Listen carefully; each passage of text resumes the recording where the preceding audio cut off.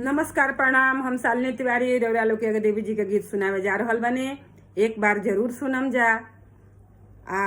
लाइक करब जा, सब्सक्राइब करब जा। सब्सक्राइब ना कइले हो खब जा तो जरूर करब जा। कमेंट करके बताइब जा कि कैसन लागल। एक बार नवरात्र में गाइब जा।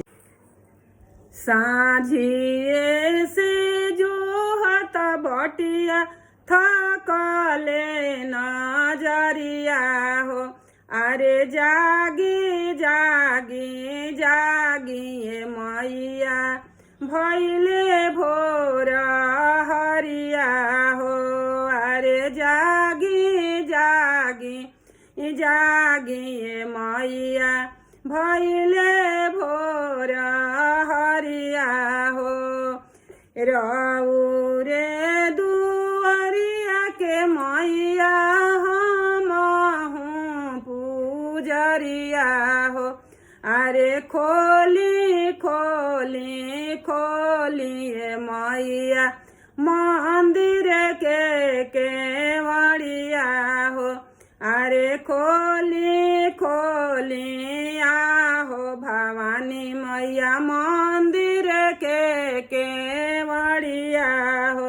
अरे आइल बाड़ी बांझनी तिवैया लावेली गोहरिया हो, अरे दूधे पूते भर दिए मैया हमारो आचरिया हो, अरे दूधे पूते भर दिए मैया हमारो आचरिया हो।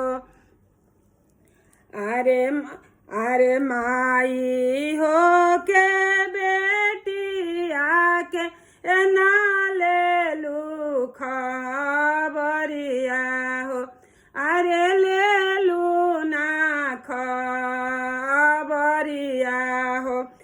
अरे काहे अखिया खोलत नइखु हमारो मायरिया हो, अरे काहे अखिया खोलत नइखु हमारो मायरिया हो, अरे खोला खोला हो ये मैया मंदिर के